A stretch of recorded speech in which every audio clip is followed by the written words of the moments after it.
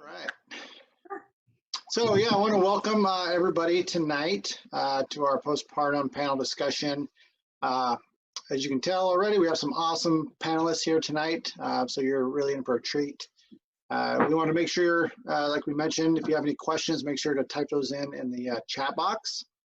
And if we don't answer them throughout the night, we're going to try our best to answer all of them, um, at the end. So. Tonight, we're going to answer all your questions because we know, postpartum is a super, super important time for healing and well-being for you and your family. And, really the subject isn't talked about enough. And so, we're really here to try to change that and get this information out there as much as we can for all our community and pregnant mamas. So we're going to be going over a few different things. We're going to be going over nutrition, sleep, hormone balance, how to build a solid core and foundation, nursing and knowing when your baby is thriving, and then really how your nervous system affects the way your body adapts to all these new stresses of motherhood. So welcome again, everybody. I am Dr. Josh with Be Well Chiropractic. I'm a pediatric prenatal family chiropractor here in Wasilla. And really helping moms and babies, through all these transitions in their life is really what I live for every day. And so I'm really excited to be here with these great other panelists to kind of help navigate and be an awesome resource for all of you. And so we have Miranda up there. I guess she's in my top left. I don't know where she is for you guys. She is a postpartum bliss coach. And then we have Natalie, trainer Natalie, as the name says there, right? She's a pre and postnatal trainer. And then we have Lena, which is as Natalie down there too, but that's okay. She's a certified direct entry midwife. And so I'm going to kind of just pass it along and kind of, Miranda, let you go first and kind of give a little bit more, in-depth kind of intro and kind of really let moms know what a postpartum bliss coach is and what you do. Yeah, absolutely. So I'll give you a little bit about me and what in the world a postpartum bliss coach is and kind of how I got started in doing this. So as you know, I'm Miranda Bauer, and I have this bubbly kind of title that really simply translates to the fact that I support women in deeply healing their body after childbirth with a focus of nutrition and better sleep and hormone balance. And I got started in this work after having my son over a decade ago, and I was preparing for the best birth possible, and it was perfect for me, and it was a wonderful experience, but I developed severe postpartum depression and anxiety afterward, and I really didn't understand why. And I knew the statistics. I was really much into the birth world at the time, and I had done all of the research, and I didn't know why it was still happening to me and so many women, right? 1 in 7 women experience postpartum depression. So I really began my journey and my work starting there because I wanted to know, why was this happening? Why is this, an epidemic in our world, really? And so since then, I have gone on to get multiple different certifications. I've spoken at universities and conferences, radio shows and podcasts all around the world, really. I've helped develop educational programs and certifying agencies in birth and postpartum. I've served on many boards and the development of birth and postpartum outreach programs. And I just released my 3rd book this last December. So yay! And my passion is really working with one-on-one with women. No matter if they're 3 years postpartum or 3 weeks postpartum, it's all about healing their body deeply and giving them the tools they need to do that. So that's me. That's what I do, and I'm excited to be here to share more about those 3 key points that I share with you on hormone balance and nutrition and better sleep, especially in the postpartum period. So yeah, that's great. Welcome. And man, I don't know if I can keep up with all that stuff that you've done and books and all that, but just so happy to have you on tonight for sure. So trainer Natalie, you want to give a little quick intro? Absolutely, yes. So I am Natalie, and a little bit about my background is that I started doing doula work back in 2014, which seems like a while ago now, and I loved that work, and I loved supporting mamas as they delivered babies. But then I noticed there was kind of like a missing piece, and a lot of my clients came out of birth with injuries, potentially because they didn't prepare ahead of time or didn't know kind of what was going to happen during that birth process or through the postpartum. And so at the same time, I was training to become a Pilates instructor and worked with a physical therapist, a pelvic health physical therapist, and learned about diastasis recti, that separation that happens down the center of your abs, incontinence, right? Peeing when you sneeze, laugh, cough, jump, run, any of those, and pelvic organ prolapse as well. And so I kind of coupled the two. I took that doula work and my love of supporting moms through the entire motherhood process and put that together with restorative and reparative exercise. And so I work with women of all stages, but I really, really, really love the postpartum time, because that postpartum time we think of, right? Sometimes we think of it as maybe the first 40 days or first 6 weeks, but it's really forever after you have a baby.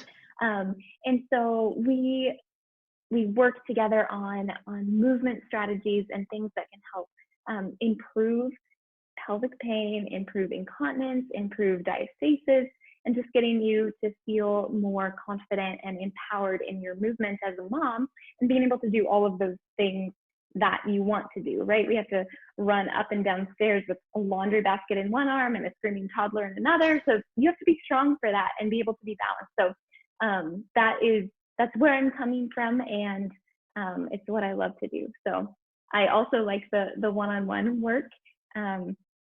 And then the video calls as well. I'm loving all of the virtual stuff that we're able to do during this time, because I think moms everywhere, like we have people in Washington and California and Montana all here. And so, yeah, I think that's really a neat opportunity. Yeah, it's amazing just how far the reach we can have with technology these days and really help around the world. It's really cool. But yeah, Natalie, thank you so much for, coming out tonight. You got a lot of knowledge behind yourself as well, and we're excited to share some of that tonight. And Lena, would you like to give a little intro? And again, thank you for making it. Yeah, so sorry. I'm like sipping on coffee, trying to get back into myself. It's been a busy day, but there are 2 beautiful new babies in the world, and the births were perfect, just awesome. So beautiful. So I'm a direct entry midwife. I've been a midwife for over 10 years now. And previously I owned Heritage Birth Center. So we were a large birth center practice with 3 locations, and had a lot of midwives and caught a lot of babies. And it was an incredible experience. And now I'm in more of a midwife retirement, where it's a solo practice with just me in one birth center. So by comparison, it feels really mellow. And in that slowing down, it's been really so special to be able to work with women on, just a more one-on-one space. I'm the midwife they're seeing the whole time, so we get to have a much more connected pregnancy. And then when we move into the postpartum, with midwifery care, there's the benefit of 2 home visits in the first week. It's much more comprehensive than the regular OB care that you're getting in the hospital. And so really being able to lean into that as these like deeper connections come with the moms to say like, okay, you've done postpartum before, but how can we do a really empowered postpartum this time, where you don't just feel, okay, you're back to life, things are going the way they have in the past, but you feel great. This wasn't an experience that has you kind of laid out for months and months. You're back to yourself soon afterward. Mm-hmm. Great. Yeah, tons of experience in that field literally minutes ago. Yeah, but yeah, that's awesome. And we look forward to kind of hearing a little more about that as we go through the night tonight. And then, yeah, just a little bit of background on me as well. You know, I started out going to chiropractic school, wanted to be kind of like every other chiropractor, you know, out there, which they're all good. I just, you know, I found out I want to do something different and help, you know, a population that really isn't getting the care they need and deserve. And so part of that is kids. So I see a lot of kids, but that also starts out during pregnancy. So before they come join us. And so I really found that passion while I was serving on some mission trips in Haiti. And so I got to help out a ton of kids that really needed it. And so that really is my passion. Alongside is that's how my son got better with some digestive issues and things like that through chiropractic care. And so that really is why I do what I do, to be able to see the miracles every day. You know, the little stuff that, you know, nobody thinks about. And the greatest thing is the moms that don't even know any different, first-time moms that have like the best pregnancy, postpartum, all of that is just really awesome. So that's a little bit of background on me. And so, yeah, we're just going to kind of go right into the content now. And, you know, we're all going to give a little bit of those subjects that we kind of talked about, and then give you guys time to come up with questions. As you get them, just type them in so we have them there for later if we don't answer them, like I said, throughout. But Miranda, we're just going to come back to you and just, you know, tell us a little bit more about the hormones, nutrition, and all that good stuff. You're muted.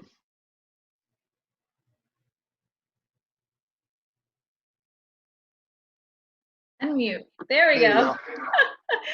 So yeah, thank you very much. So the first thing that I really like to share with people is that, you know, postpartum, we have this idea that it's the first 6 weeks after having a baby. And really, it's not just the first 6 weeks. And many women can attest to this feeling that it actually extends well beyond the first 6 weeks and into several years postpartum, right? We are in a state of transition. That's what postpartum is, where we are not necessarily ever going to go back to where we were before pregnancy, but we are going to be kind of discovering who we are in this new role as a mother. And it doesn't matter if you've been here before, if you have 1 child or you have 6 children, it's always a transitionary phase. And you have been, you know, everything about you changes literally on a cellular level. So you come into this world kind of a new person, just as your baby does.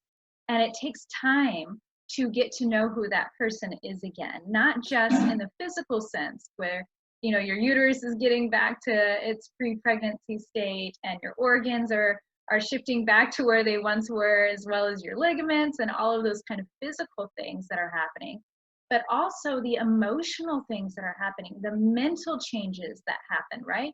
Your brain changes size. It does different things to accommodate a new baby, right? The way you sleep it changes, and your brain changes to accommodate that as well. Like there's so many different things that happen.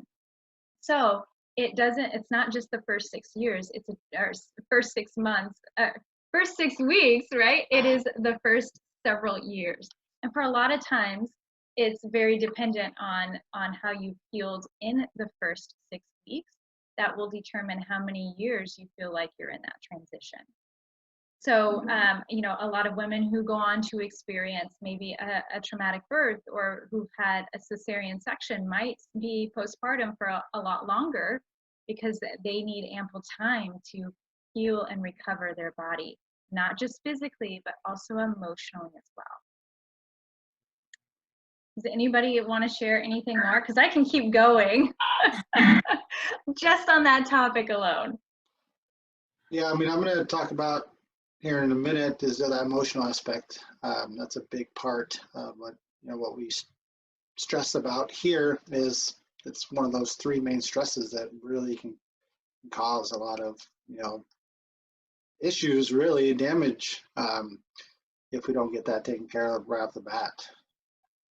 Yeah, and it's really interesting because when it comes to postpartum, this isn't something that is not necessarily talked about frequently, right? It's almost like a secret club. This is what I share with women all the time. It's not something that we talk about a lot until we're already in the depths of it. And if we go do research, right? Wikipedia says our hormones will be back in order by 4 weeks postpartum, right? And every mother and the world is probably laughing at that, or they're thinking, what in the world is wrong with me? Because that's simply not true. It takes a long time to be in this phase, and it takes a lot of grace. You've got to give yourself a lot of grace, and understanding that there is support. Having a support team is very necessary in healing. Yeah, a lot of times we stop at the birth. We spend a great deal of time preparing for the birth of the baby and the time that we're going to have with the baby, right? Making sure that we have the perfect car seat and the stroller and all of the clothes that we're going to need and an amazing carrier, right? All of those things. But when do we step back and say, what can I do for myself to give myself the opportunity to heal better? And I think women are coming around, smart women like you all who are on this call and are understanding that there needs to be more in place. And I'm seeing it more often where we're talking about, witch hazel pads, and we're talking about how do we prepare our postpartum meals, right? But there's so much more that goes into it. And not just on, the practical side of things, like preparing the meals and the pads and the things like that, but also the emotional side of things. And really, digging deep into what does it mean to be a mother? How do I feel about being a mother? How's my relationship with my own family? Is there any, lingering trauma that I have yet to deal with that might come up for me again? How about my relationship, right? So all of these other extra components that will come up for us in postpartum, because postpartum has the ability to kind of strip away all of the layers, right? We come face to face with the rawness of who we truly are. We hear those words all the time. Postpartum is raw, postpartum is vulnerable. And we really do have this unique opportunity to come face to face with, all of the beautiful things and all of the challenges as well. Actually, before I pass the baton off, because I will talk and talk, but there's many cultures in our world who believe that the postpartum time is the time that we can be closest to God, or closest to a higher being or the creator of the world, right? And that only women who give birth are able to experience this. And I find this so beautiful because it speaks volumes to the way that cultures around the world really support women and really value and uphold their care, whereas we not so much in our culture. There's a big gap here, and we on this call are looking to fill that gap and give you the information that you need. And a lot of that comes with the understanding that, one, this is a transitionary phase. It's not just the first 6 weeks, and that you need to give yourself lots of grace because there's not only physical changes, but emotional and mental changes as well. And relationship changes and financial changes, right? There's changes, and that's going to be made easier when you have a support team in place and you know how to support your body deeply and heal. To piggyback on what you're saying there, Miranda, I think that we culturally have a completely skewed version of what postpartum is. There's a lot of focus on the first 6 weeks. And I remind every mom when she's leaving my care, this just means you're out of your very immediate postpartum. You are still very newly postpartum and should be acting accordingly. Like a lot of moms take that 6-week time period with their provider postpartum to say, by the end of this, I will be through my postpartum. I will be done. And there's an expectation that now they're going to be back to normal life on the other side of that. And unfortunately, a lot of our moms are required to. They're back at work at 4 weeks. They're back, taking care of their other 4 kids. Their husband's back at work after a week. So there's an incredible lack of support when it comes to the postpartum period. And then there's an unreasonable expectation that, well, you had 6 weeks, you're good to go, your body's healed, you're totally fine now. Whereas if we took it as more of a, I just had a baby 6 weeks ago, are you kidding me? You know, like we could really kind of recenter what the norm is on that. And I often mention to moms, like, so we know our placenta is about the size of a dinner plate, right? And if that wound was on the outside of our body, we'd be going around like, are you kidding me? Look at this. Look at what I'm working to heal right now. Like, it's seeping blood and, you know, it's this major wound, but it's hidden on the inside. So it's really easy to dismiss all of this physical healing that we're doing, much less the hormonal, which is even more hidden and mysterious to us and not talked about. So like reorienting to your 6 weeks that you will be with your provider as your very immediate postpartum. And then you're going to move into, you know, the rest of your postpartum, which is so much longer. Like it goes on for a long time. Yeah, I think you can probably make a t-shirt like that. Have a placenta on the outside. Hey, that's what I got going on. Yeah. Seriously. But yeah, I like actually you mentioned, you know, the being so raw and vulnerable because, you know, that's whether there's no choice really after giving birth that you're going to have some kind of growth. And you get that through challenges and vulnerability. And so it's a really good stage to like really grow and see who you are, you know, as a mom and all those kind of things like that. So that's really interesting. Yeah, but you can only do that if you have support. Yeah, if you've put exactly. the right resources in place, if you've done the preparation beforehand. You know, again, this speaks to the expectations that we have on women when they're in this period, that not only are you going to be going through a very physically and emotionally and, you know, psychologically demanding time where you literally are so sleep deprived that you can't, you know, like make the creative decision making that you need to. And then I want you to have a very spiritual experience on top of it. You know, I want you to come through the other side of this just fundamentally changed as a person. And, you know, like if you are just rolling into a normal postpartum, that's an unreasonable expectation that you will be able to have the resources to create that. Like there does need to be forethought during the pregnancy that I want to have that wonderful postpartum. So I'm going to put resources in place. I'm going to start talking about this. I'm going to put people in place to support me during this time so I can have that full, rich experience that I deserve to have. Yeah, that's so beautiful. And really a lot of women who enter this time period, it becomes a time of survival. We're just trying to get through the day. We're not bouncing on a ball thinking about how can I, support my hormones. We're bouncing on a ball thinking how can I help my baby and why is she crying, and being in those moments, and then crashing at the end of the day only to wake up a couple hours later to nurse, and repeating and repeating and repeating. And this is why so many women, I find, come to me at the 2 to 3 year postpartum mark, and they're that's the opportunity they had to kind of look back and step back as their child becomes a little bit more independent, and they're saying, oh my gosh, who am I? Like, what just happened to me? Where did I go in this whole process?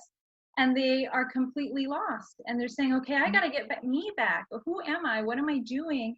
And what's wrong with my body? Where did it go? Right? And we start asking all of those questions. And we do so, and we feel desperate in those moments.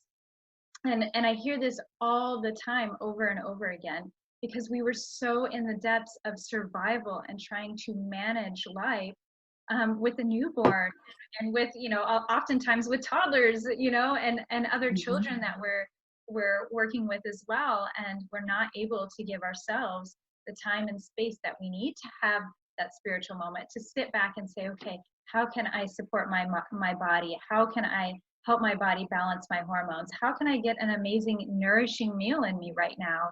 And, all of those questions are off the table because we're too busy trying to survive. Well, and when you're talking about having that spiritual experience, really what all everyone here today is so focused on, I think, is moving postpartum out of that survival mode space and into something that can be a profoundly, you know, like, this is a rite of passage. You've just welcomed your baby. You are fundamentally a different person. How can we really get you in the full experience that you deserve to have there? And it is moving postpartum out of a survival mindset and into something that's actually nourishing for you as a human.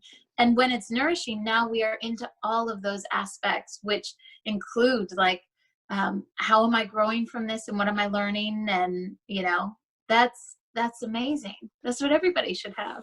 Yeah, yeah, absolutely. But really, before we can even get to that place, we have to understand how to fully nourish our body on the physical sense of things, right? We have to be able to understand what it means to take in the nourishment that our body needs, and to be able to sleep when our body sleeps, right? And just in those two components alone, when we're getting our basic needs met, then we can rise to the next level of, you know, the hierarchy of needs, right? Mm-hmm. So a lot of women, when they come to me, they're asking, okay, what am I doing? Who am I? What am I? You know, all of those questions. But first, we have to address the foundational piece, which is, how is your body, you know, dealing with stress on the inside? Is it stress because it's malnourished? It's undernourished? Is it lacking sleep? And you know, every single mom is saying yes. And so we have to start there.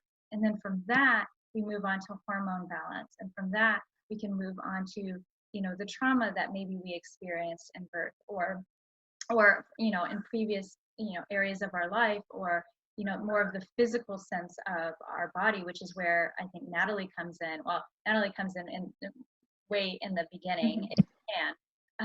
But, you know, so many different areas, but really that hierarchy, again, going back to that and making sure that our basic needs are met, and then we can move through that and address our spiritual needs as well. Yeah, that's really cool. awesome.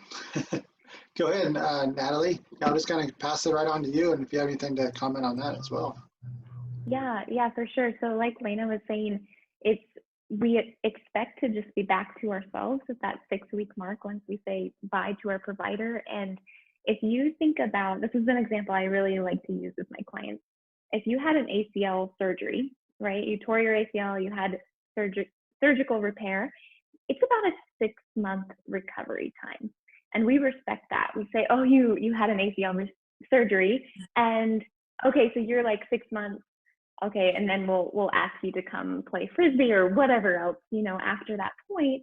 But with moms, it's like, oh, okay, you've had your 6-week checkup. You want to come to the gym with me now? Or are you ready to get going and kind of get back to regular life? And so you just birthed a human being, and that's, I think, a bigger deal than a knee most of the time. And so I think it's a good thing to put into perspective, because a lot of times if we go to physical therapy and we work on our rehab for a knee surgery, it should be that and so much more for delivering a baby, however you deliver the baby. So whether it's a vaginal birth or cesarean, physical therapy, restorative exercise, when you are, you know, have enough sleep and the mental capacity to get there, it's going to help you feel that much better mentally as well, because it's all tied in together. If you don't feel like yourself in your own body, you don't feel strong and capable, then that's gonna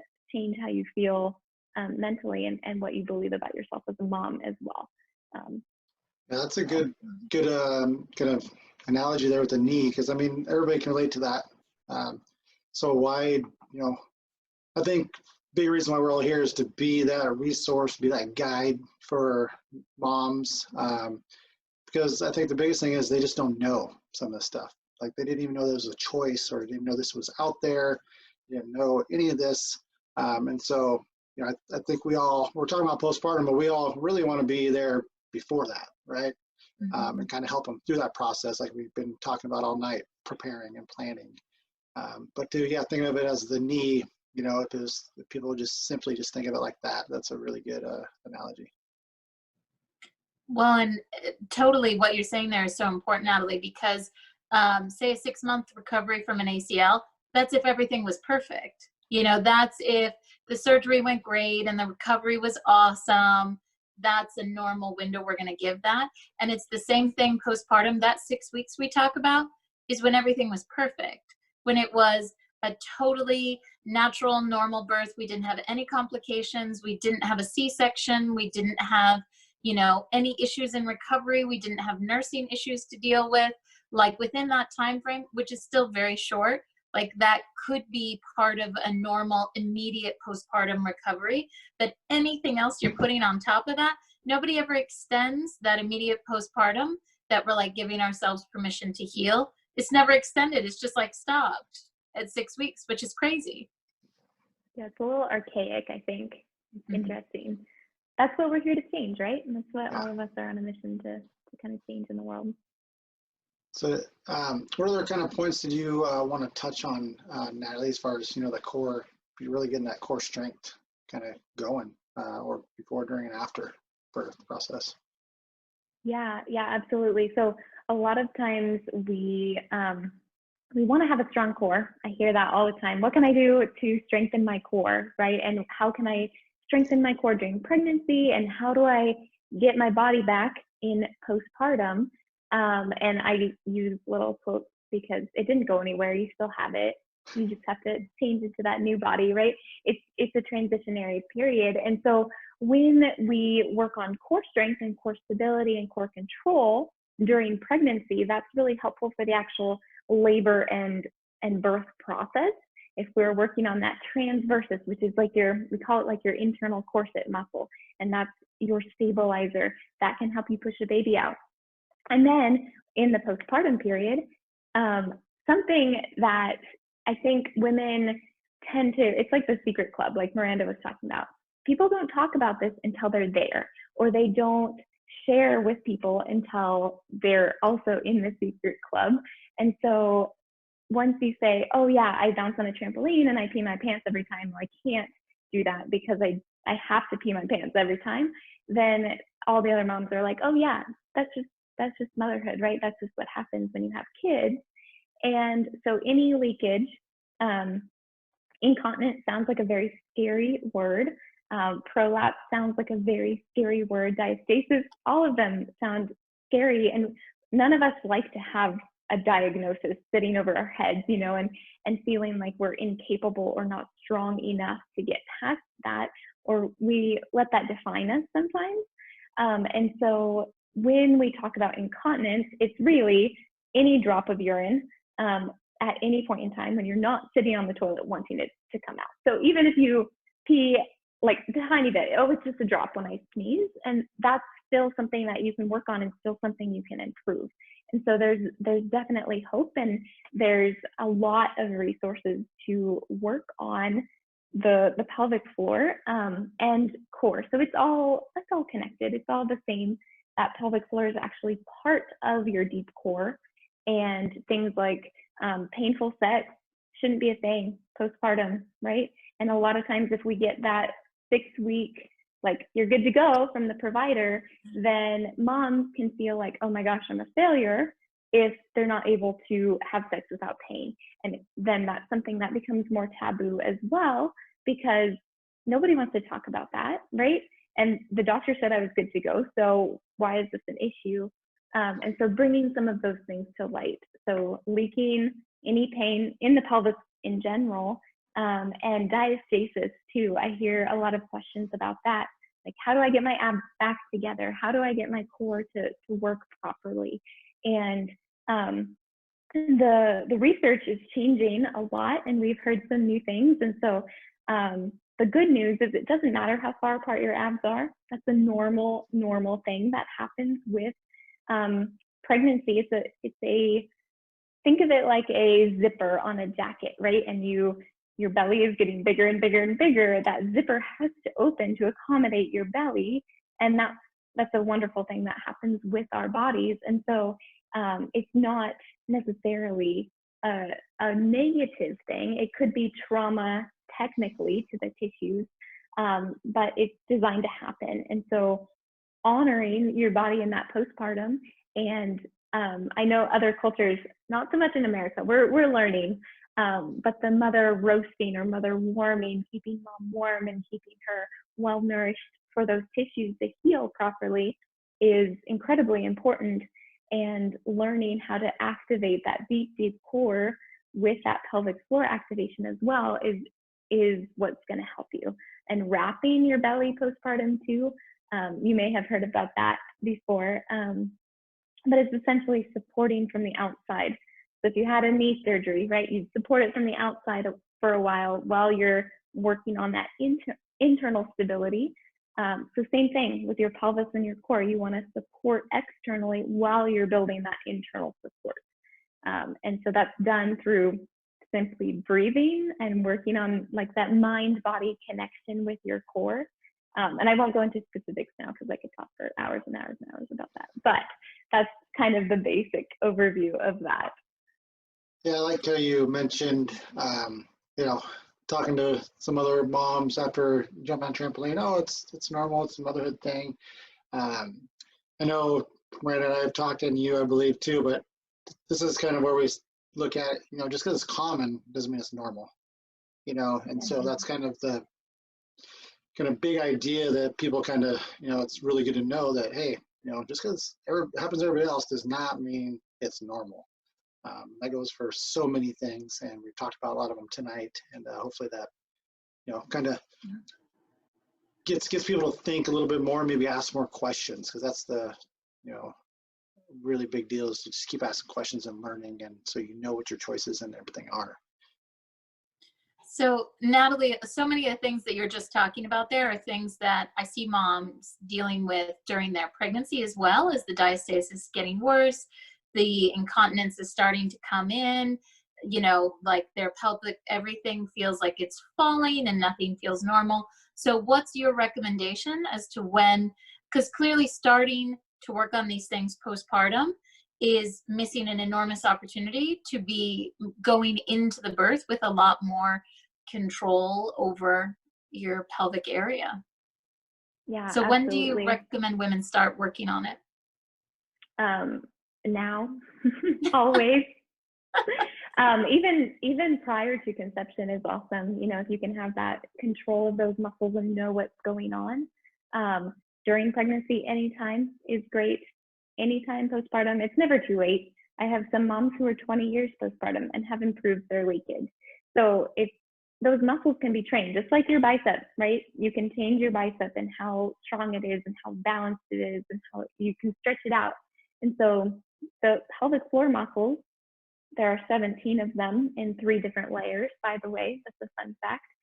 There's a lot going on down there. And so my top recommendation for everybody, regardless of where you are in life, is to actually see a pelvic health physical therapist, because they can see inside with their finger, right? They can do an internal exam and figure out which one of those 17 different muscles is not working correctly. Or maybe you're holding too much tension all the time in your pelvic floor, or maybe you are not holding enough tension. And so my job is kind of like to bridge the gap between exercise or an exercise trainer and that physical therapist. And so you see the physical therapist first and then figure out what's going on, and then I collaborate with you on that. And so anytime really, but ideally you can start during pregnancy and then work through all of those exercises, know what's happening, have that body awareness of posture and what is actually going on inside your pelvic floor.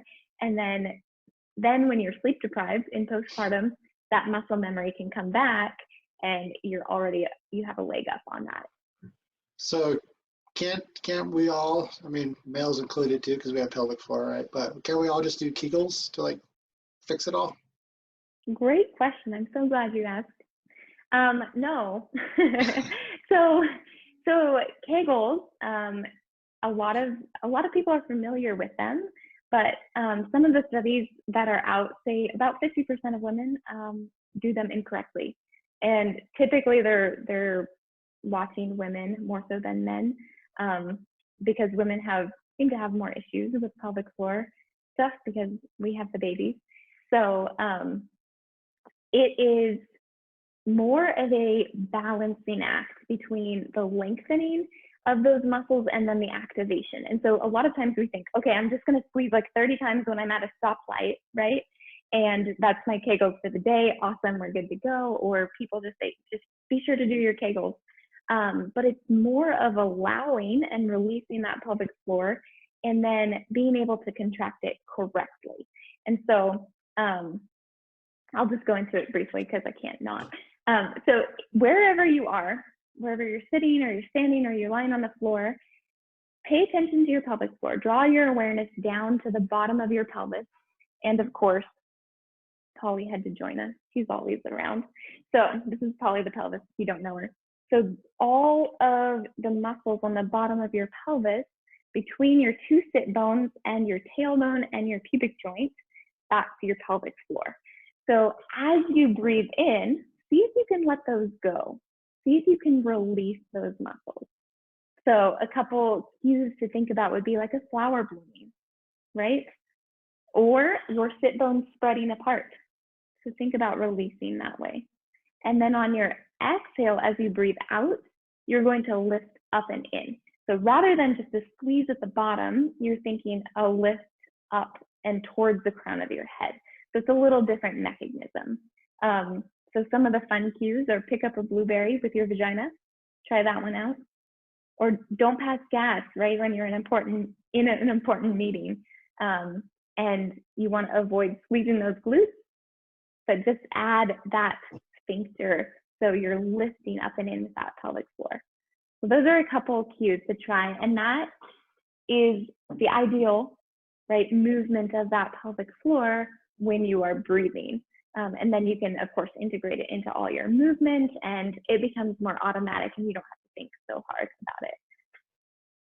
Does that answer the question? Yeah, that's good. Good answer. And I feel also too, a lot of us have learned to breathe improperly anyways, the way we are breathing through our stomach and our chest and all that.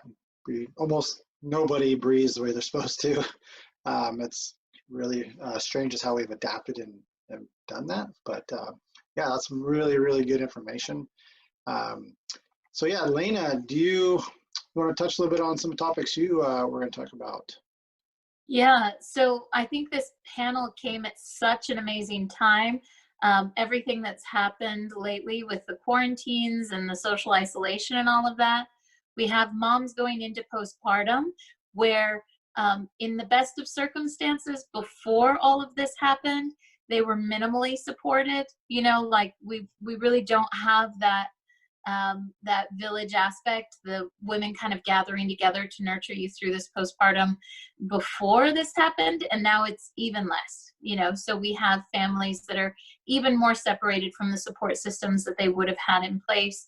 And so what felt important to me when I'm like always thinking about like, okay, but how can we be doing this better? How can we feel more supported? Was really about knowing when is my baby doing okay?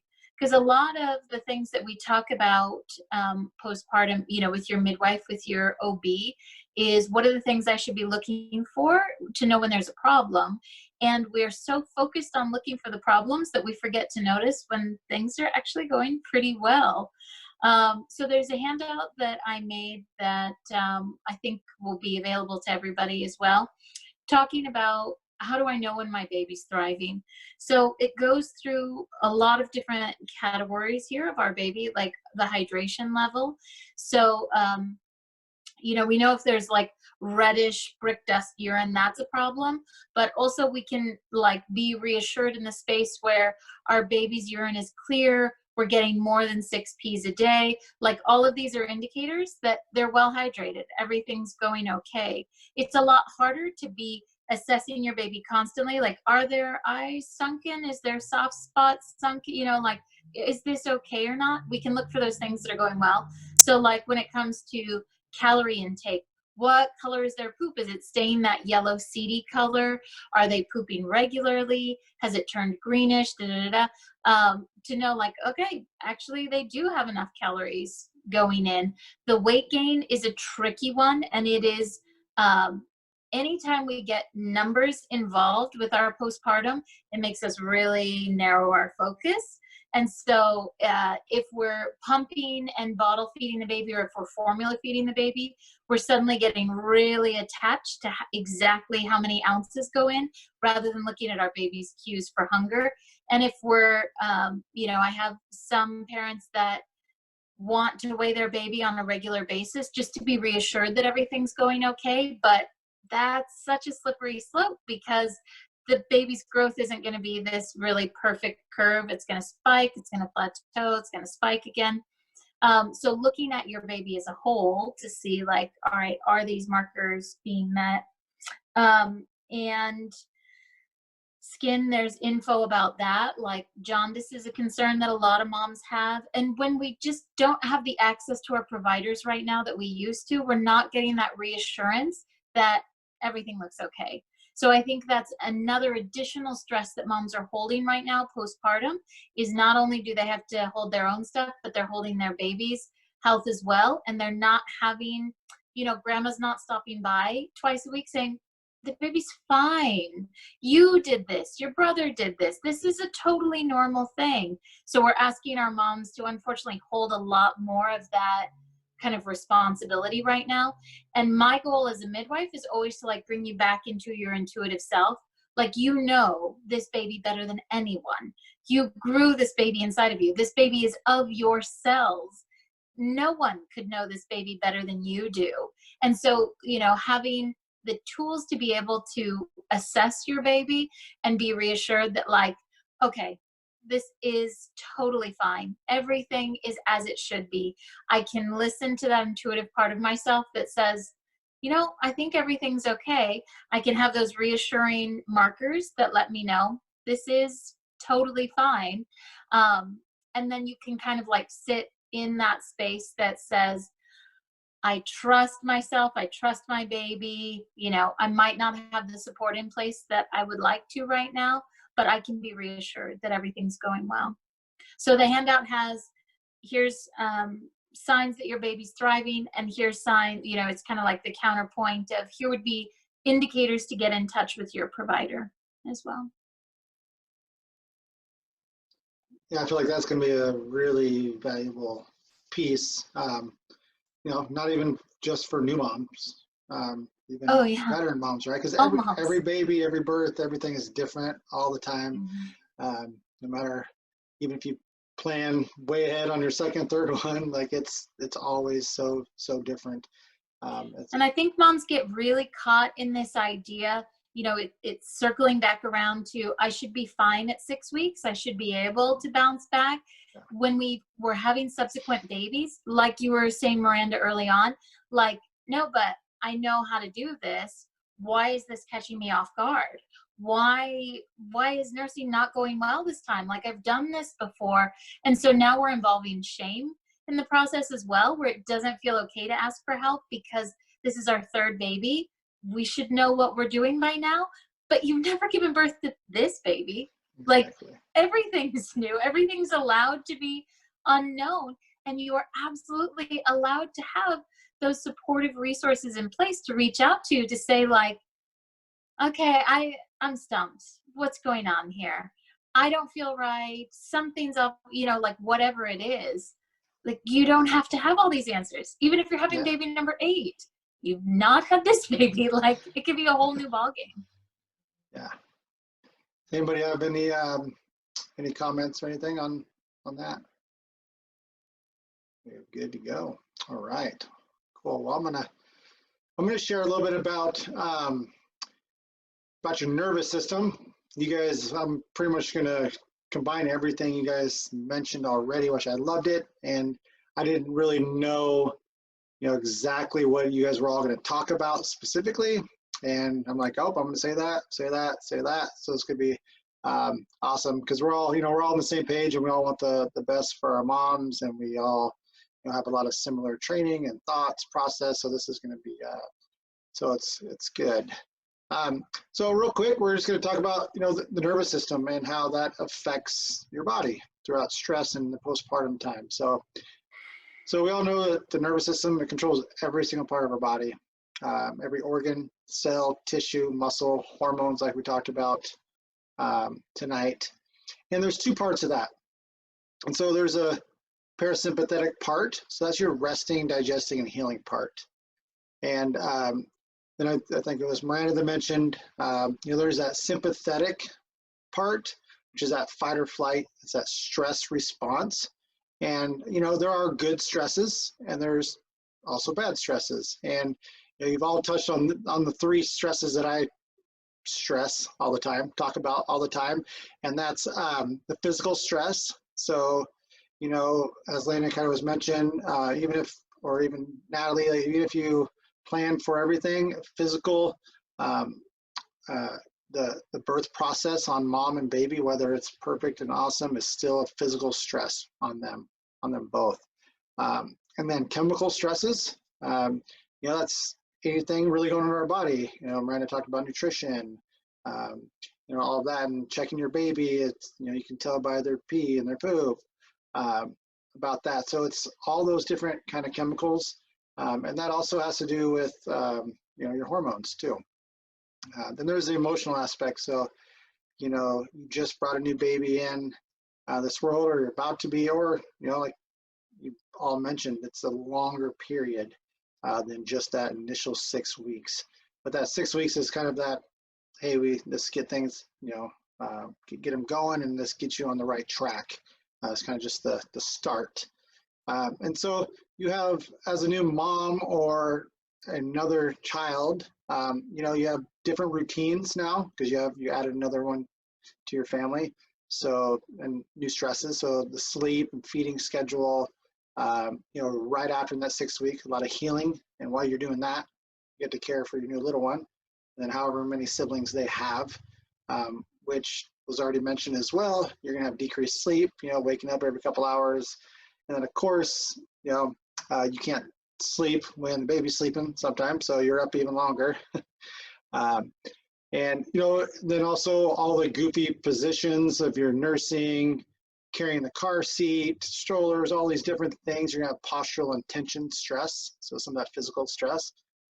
And then your hormones, they're all gonna be back to normal, right? 6 weeks. We all know that's not true. And so you just had all these hormones to get you through the process of giving birth. And now they've plummeted, and now they're trying to rebalance and get evened out throughout. So that can lead to anxiety and depression. And like I kind of mentioned, your nervous system controls all those organs that make those hormones, make the cortisol and all that, the good hormones and bad. And so, as a mom, really adding that extra family member, whether it's 1 or 8, is still super stressful. But really, as we've all kind of talked, down the road, it's really the most rewarding time ever. And I think we're all here to try to give you the most or the best experience possible through that. Really, the one that you deserve, and all moms deserve, really.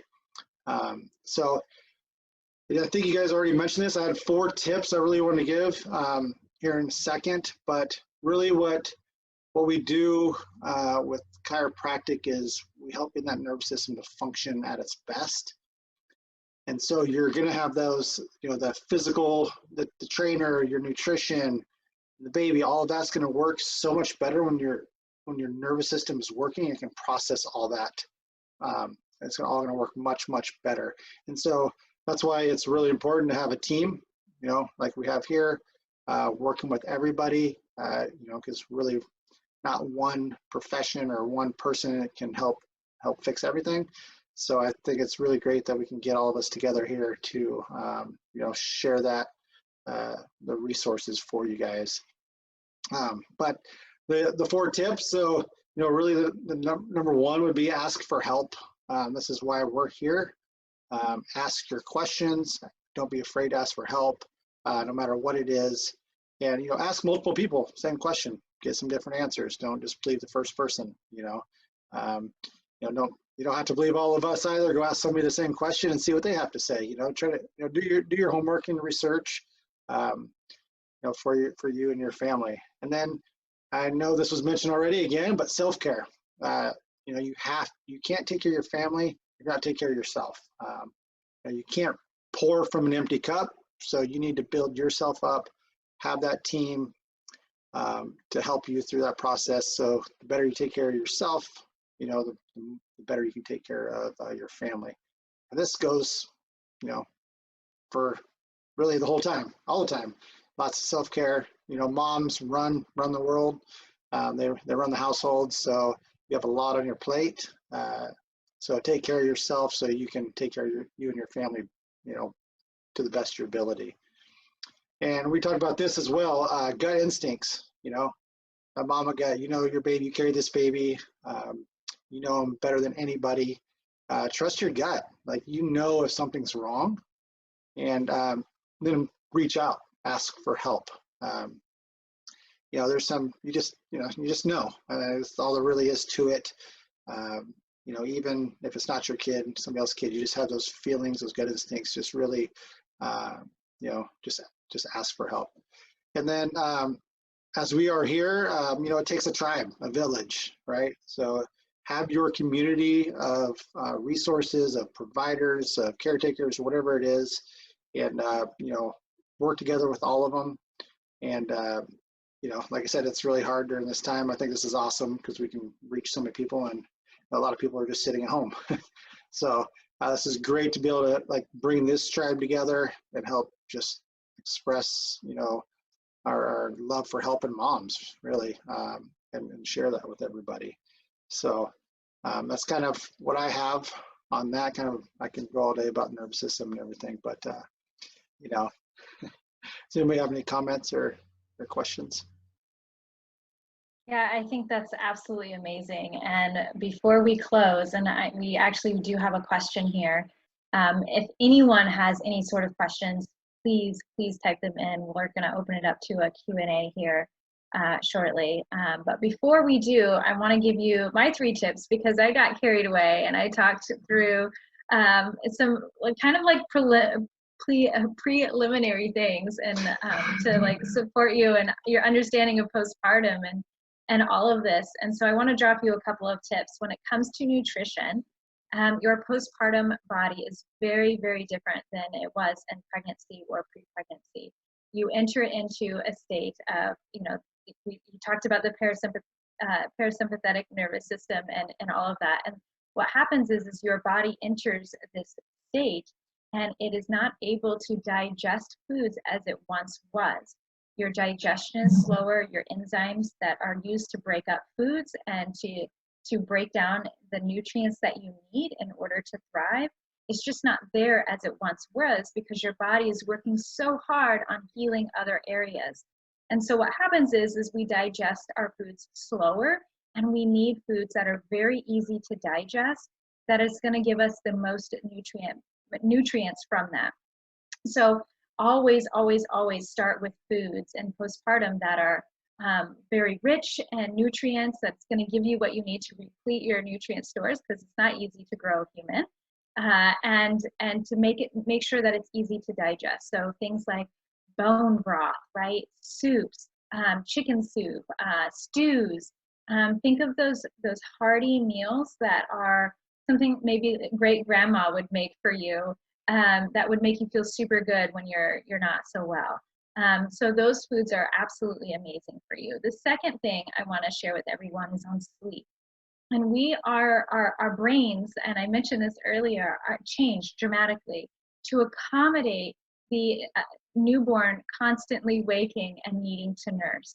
And the problem is that we have come as a society to think that, you know, in order to have a good baby, right, that they must sleep throughout the night, that is something that is normal. Sleep and postpartum and early childhood is a multi-billion-dollar industry, and everybody has something to say about it, right? It's never, ever, ever about sleep training your baby. It is always about sleep training the mothers. And we have to make sleep a priority again. We cannot continue on with our day-to-day life and expect that it's just going, you know, we're just going to carry a baby throughout the process of it. We truly have to make sleep a priority for ourselves. and really get down into kind of the nitty-gritty of what does it take to get the sleep that you need. Because I will tell you, you know, the average woman needs between 8 to 9 hours of sleep a night. When it comes to a postpartum woman who is healing, we need 9 to 12 hours per night. And most women are getting maybe 3 to 4. And so we have to change this and make that the actual priority. Like, you don't get out of bed until we reach a certain level of sleep that we can be able to function. Because here's what happens. When you're able to get the sleep that you need, or when you are sleeping, you are creating the hormones that you need to heal your body and to recover well and to function as a normal human being. Hormones run everything in your body. It runs your sleep, it runs your metabolism, it runs, you know, the way it processes sugars, right? Like all of these things, the way you experience depression and anxiety, or if you do. So sleep is essential in order to help kind of clean up the hormones that you don't need and take inventory and then recreate those hormones that you do need. That all happens when you're sleeping. And when you are getting the right nutrients into your body, you're able to use those nutrients to actually create that in your sleep. So just those two things alone, the nutrients and getting the sleep that you need, about, you know, depending on your experience, about 60 to 80% of your hormone issues are already solved because you are making sleep a priority, you're getting what you need, your nutrients you're replenishing your nutrients and your stores, because most women enter pregnancy depleted of several nutrients, let alone postpartum. So making sure that those two are you know, those are the foundational pieces to having hormone balance. And then again, on top of it, another piece to consider in hormone balance is things like trauma. You know, 30% of women experience traumatic birth or experience something in pregnancy, birth, or even postpartum that they feel was negative and intense, and had an intense reaction to it, right? That's what a trauma is. And so even though we might not think that we had a traumatic experience, or we think maybe that something like somebody else maybe have had a more difficult situation than we did and we were lucky, but it was still hard, right? We kind of do that comparing thing. That's still really important to address in order to address your hormones, because trauma will impact the way you function and the way your hormones react, just in the same way as, you know, negative self-talk. And so I can go deep into this and telling you, a physiological process and how our brain functions when we do this or when we have that. But I just know that all of these 3 points are very, very much interrelated. And your first step is to, no matter where you are in postpartum, if you're, you know, 3 weeks in or you're 3 years out, it's important to make sure that you're getting the nutrients that your body desperately needs. And the more easy it is to digest those nutrients and get the nutrients that you need in your body, the better. And the better your body is going to be able to function more. Yeah, So, that reminded me of a quote by Bruce Lipton. He's a PhD molecular biologist, and we talk about the trying to get all the rest, right? Well, we talk about you can't be in fight or flight and the resting part of your nervous system at the same time. You can't be. You can have a good balance, but if you're, and so many times going into pregnancy, you're stuck in that stress mode. It's really hard to get out of it into that resting, digesting, healing part. So even if, you know, a lot of times they're like, their moms are laying there, they can't fall asleep because they have so much going on and they're stressed about so many new things that yeah, it's really important to get that balanced out so you can really get that rest that you really need for the healing process. And one fun fact too, you mentioned about the brain changing size in pregnancy, and you know, during pregnancy is really, this is kind of sort of off topic, but it's really the only time that your arch in your feet can change is during pregnancy. So I know moms throughout pregnancy and postpartum just want to wear something super comfortable. we need arch support. Just a just a side note there. But yeah, let's see. If Well, to address the sleep thing, keep in mind, like, this starts during your pregnancy. We really focus on the sleep postpartum, but I have so many moms that, you know, in the 3rd trimester, they're like, I'm just not sleeping well. And what I remind everyone is, oh, actually, you're sleeping perfectly. Look at this very smart thing your body's doing. It's already syncing up with the schedule that you're going to have postpartum. So you're not going to run into that, you know, like, I'm up every 2 to 3 hours for about an hour, just like a brick wall after sleeping, you know, 8, 9 hours a night. Your body's already doing the very smart thing of getting you ready for that, because it is the sleep schedule that you need to have. It's unreasonable to think that your baby's going to sleep for 5 to 7 hours and you are as well. And the self-care piece as well that you mentioned, Josh, I love everything that you were saying after that, Miranda, because that's exactly what self-care is. Like, we think that self-care is, oh, I'm gonna go take a walk, or I'm gonna take a bath, or I'm gonna whatever. No, it's doing the things that are maybe more difficult, like making sure that I'm getting good nutrition and making sure that I'm sleeping enough, making sure that I've reached out to people in my community, you know, like, that is self-care. It's making yourself take the vitamins. Right? When you, yeah, self-care is saying, no, I'm not going to take that on, or having that difficult conversation. It's not all bubble baths and painting your nails. Absolutely. No, it's really not that at all. I love it. Yes. Yeah. Mm-hmm. So I've got a question here. So what, I mean, this could be for really anybody, but I know we just talked about a lot of that. So what is like the biggest tip for getting good sleep, better sleep during postpartum? Yeah, so my biggest tip is, and it sounds really funny, okay? I'm gonna say this. It sounds ridiculous, and you're gonna look at me and think, oh my gosh, what is she talking about? That's not gonna be that helpful.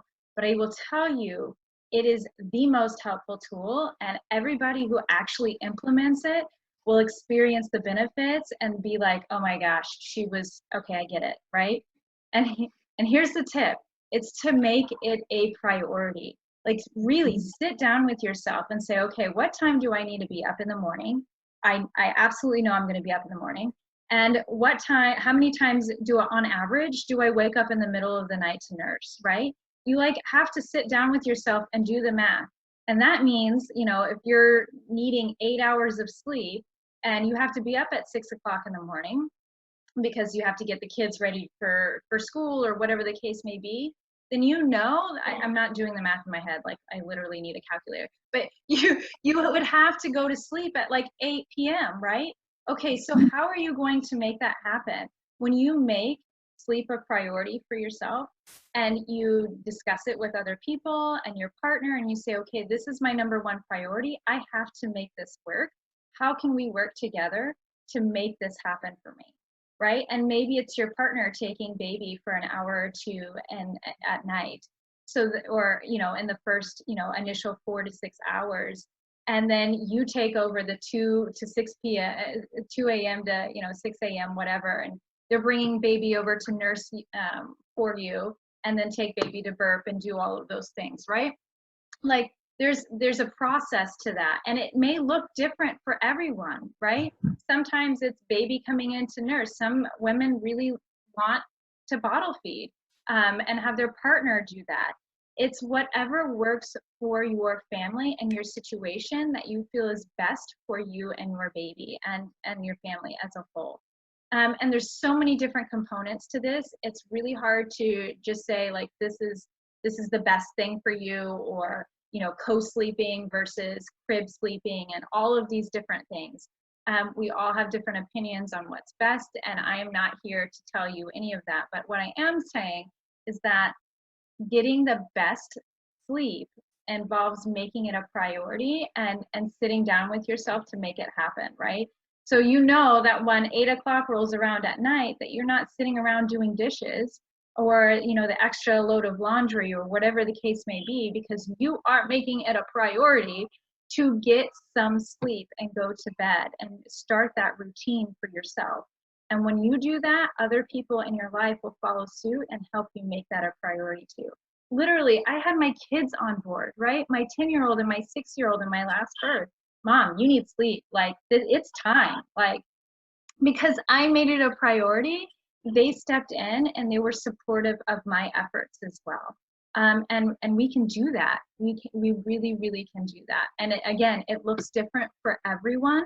But it's I will say it's really hard when you're sleep exhausted and you're in that space to come up with a solid plan to get more sleep. This is why a team is really helpful, right? This is why, having a support system in place, because when you're in the throes of it, it's really, really difficult to, come up with something that's going to work for you. And I'll also say, even us who are here sitting on this panel with you, we're experts in what we're doing, but I can guarantee you, Josh has a chiropractor, even though he's a chiropractor, right? Yep. Lena, you had a midwife, right? Mm-hmm. Even though you're a midwife. I'm a coach. And in my last pregnancy, I had a coach. Why? Because we're so involved in who we are in our own process that it's almost blinding, right? So we might know all of the things, but it's hard to apply it to ourselves. We need other people and other support systems to come in and guide us and show us and lead us away. Hold our hand while we go through the process ourselves. Yeah, the tribe and the village starts with your own, your own household right there. So that's awesome. Yeah. There's another question here. What are some tips for new moms with high anxiety? I know we could probably all touch on it a little bit. I'll touch on it real quick. That's that fight or flight mode. That's that stress. That's that sympathetic stuck on. I like to call it the gas pedal. It's the gas pedal and you don't have very good brakes. And the brakes are it's your parasympathetic part of your nervous system. It's that vagus nerve that you have that's really, really important for that. So really putting those brakes on, getting that nervous system functioning back, be able to talk brain to body with a really clear message. Obviously you want to try to eliminate as many stresses as you can. Most of them you can't, but there are some you can. So that's there's a lot of, especially when you're a new mom, we're dealing with this too. You have input coming from everybody and it stresses you out. So maybe get rid of some of those people, at least, short term. So there's always those type of things, and always asking for help, of course, and talking about it, because guarantee somebody else has dealt with the same exact thing, because so many of these anxiety and all that's really common, like I said, but it's not, really a normal thing. So has anybody else got anything on that? Yeah, I mean, this is something that we're seeing rising rates of just because of the current situation. We're seeing higher anxiety in everybody, and particularly our postpartum moms. So sleep deprivation is going to be one of the biggest factors in exacerbating your anxiety, because you lose the ability to think creatively. You're in survival mode. So really focusing on getting the sleep is one of the best things you can do to yourself to help manage your anxiety. And then it was likely there prenatally. So hopefully you started putting tools in place prenatally. You had a counselor that you could do telesessions with. You were talking to your provider about how you were feeling. You were doing the EPDS to start tracking through making sure that your symptoms aren't getting beyond a reasonable place. It's the same. It's anxiety anytime. We're sleep deprived. We have a lot of extra stress, and our body's doing the very best it can to manage it, which is anxiety, unfortunately. Mm-hmm. Lena, touch real quick on placenta encapsulation. That might be something that not a lot of people know about, or like, oh, I don't know about that. It seems weird. You just touch real quick on that. And totally. You recommend it. That is a super mom-to-mom decision that they need to make, because there's pros and cons. The pros are, you know, when we look at people who encapsulate their placenta, there's an argument that we're ingesting our own source of hormones to help regulate the hormonal imbalance that we're experiencing. We know on a very basic level, we're ingesting an organ, which is very iron rich, and we just lost a good amount of blood, and we are getting back to, you know, the reserves that we want to have. So like eating the organs of any animal, it's going to be beneficial for that. Unfortunately, one of the hormones that we are ingesting is prolactin, which can suppress milk production. So for some moms who have struggled with milk production, ingesting their placenta might not be a great thing to do, because it's going to affect their milk supply and kind of exacerbate an underlying problem. But for other moms that have dealt with postpartum depression, in the past, postpartum anxiety, any of the mood disorders, this can be the tool that they put in their toolbox to try out as, well, maybe this will be a helpful thing this time. I've anecdotally great results from a lot of moms that felt a difference, but for other ladies, they tried it, their milk supply went down, and they said, yeah, this isn't helpful, I'm going to go ahead and stop now. Yeah, that'll be a good conversation to have with Lena or your midwife when you get to that point. So Yeah, awesome. Beautiful. Yeah, so I don't see any more questions. And if anybody here, if you have any questions whatsoever that you want to ask, or maybe want to ask privately, we are going to go ahead and wrap up here. We have been on for almost an hour and a half now, which is absolutely amazing. And we can go on and on and on. But instead, I want to encourage you. We're recording this video. Tomorrow, we're going to send out the recording for this video, as well as some amazing things that we have to share with you, so that you can continue having this conversation, that you can continue getting the benefits of this, and that you can really start to build up your support system, no matter where you are in your pregnancy or your postpartum journey. So each of us here has something incredible that we're going to hand off and give to you. So Natalie, I know that you have something that you're going to be sharing. Do you want to share really quickly what it is that you're going to be giving everyone? Sure, yes. So I recently launched my postnatal core and floor reset course, which I've done in person, and now it's online. And so I'm doing a $10 discount on that. It is normally $29, so it's a good discount for that, and it's 8 sessions designed to be done twice a week in 4 weeks. So wherever you are in postpartum, if you need a reset, if you are pregnant, you can even still do some of the exercises. I would recommend chatting with me prior to that. But yeah, I'm really excited about it. It's brand new. Beautiful, thank you. And Josh, what do you have to share? Yeah, we didn't get into it too much, but you know, at our office, we use this state-of-the-art technology. If you're in Alaska, you know, there's only a few of us that do it. It really shows that fight or flight and that stress response and that resting and healing. It really tells us how well your nervous system is functioning and working. And so we do that for our exams. And you know, normally our exams are $196, and we're going to discount that to $46 only. So just $46. Come in, you're going to get the whole exam, you know, everything, consult, exam, the report, all that for $46. For all of you that attended, and you know, if you're not a mother yet, happy Mother's Day, and you know, hope to see you soon. Beautiful. Lena, how about you? I was just trying to go back and find it. I've got like 2 brain cells that are rubbing together at this point. I am the sleep-deprived new mom. Imagine. Sleep deprivation is not just for the new moms. Yeah, it's right? For the new wives too. Okay, I found it.